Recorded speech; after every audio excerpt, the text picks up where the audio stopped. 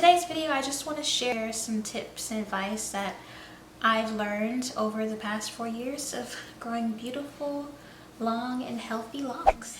Now I want to talk to you guys about some of the lessons that I've learned. The first lesson is patience. You know, I always thought I was a very patient person, which I am a patient person, but locks will truly test your patience, especially when you're in the ugly phase. You gotta learn to be patient and embrace that phase because your hair is gonna be growing out all kinds of ways, and then every time you wash your hair, your roots are just gonna poof back up.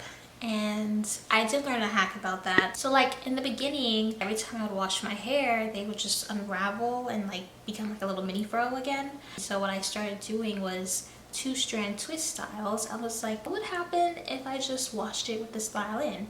And I did that and my roots stayed like twisted, like it didn't unravel. There was no poofiness, really a little bit of frizz, but that was about it. And I was like, wow, I can wash my hair and not have to retwist all the time. And the best part about that was that once it was time to take out my 2-strand twist, maybe like a week after washing it, the curls were popping. And that's like my go-to style. Like whenever I retwist my hair, I usually do the 2-strand twist. And then after about like a month, of course washing in between, thankfully. But after about a month, I would take that style out and rock some really pretty curly looks.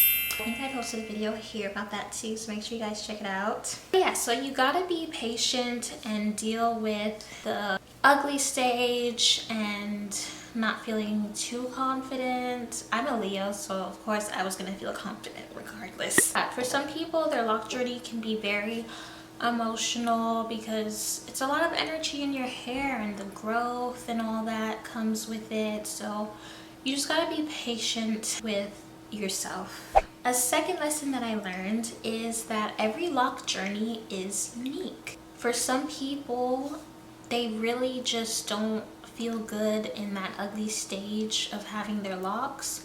But for me, I didn't even realize how crazy I was looking until I looked at old photos and I was like, dang, I was walking out the house looking like that. Because I have type 4 hair. I'm not going to say 4C because I know how you girls like to tussle when it comes to identifying as 4C, but I have type 4 hair, so my hair is really thick, and so some people are able to wash their locks and their roots would stay intact, but for me that just wasn't happening. So you really got to learn to just not compare your lock journey to someone else's. Some people's hair might grow faster than others. For me in the beginning, my hair was not dropping. My locks were not dropping. They were growing like out and not down. And so I'm like, dang, I'm not getting any hang time, and this girl who started her lock journey like last month, her locks are already hanging down. What about me?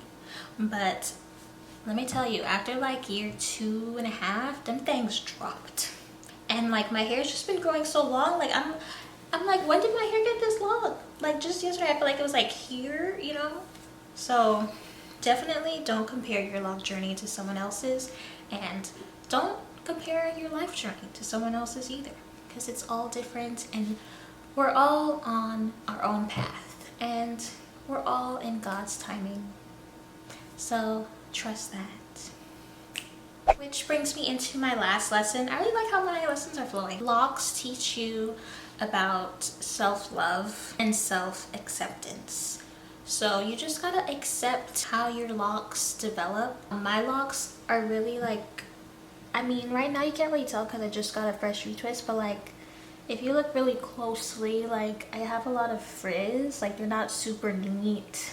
And they say that frizz happens if your hair is like dry, but my hair is not dry. So I think it's just the texture of my locks. So I've accepted that's the texture of my locks, and that I shouldn't compare my locks to someone else's because my hair is healthy and thriving at the end of the day. So, you know, some people's locks aren't as full and thick as others.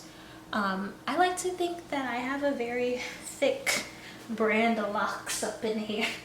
I don't really know anyone else's locks who are thicker than mine at the size of mine, because my locks aren't that big.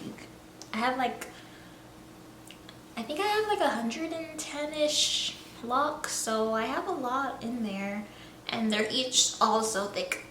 If you want thick locks and your locks aren't that thick, they might not ever get really thick, and you just gotta learn to accept that your locks are beautiful as they are. So yeah, you really gotta embrace the frizz, embrace the budding stage, and embrace all of the changes. If you want like the locks that like stay curly at the ends, I know that was trending for a while, you can try to like keep up with that, but at the end of the day, if that's not your natural hair texture, it kind of defeats the purpose of accepting your locks and your lock journey, because you're trying to do something that just isn't organic to you.